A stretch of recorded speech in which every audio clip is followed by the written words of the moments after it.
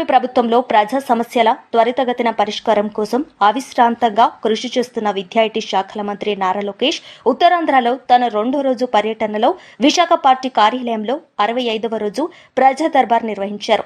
వివిధ సమస్యలతో బాధపడుతున్న సామాన్యుల నుంచి వినతులు స్వీకరించారు. ప్రతి ఒక్కరిని స్వయంగా కలుసుకుని వారి సమస్యలు విన్నారు. ఆయా వినతులపై అక్కడికక్కడే సిబ్బంది ఆదేశాలు జారీ చేశారు.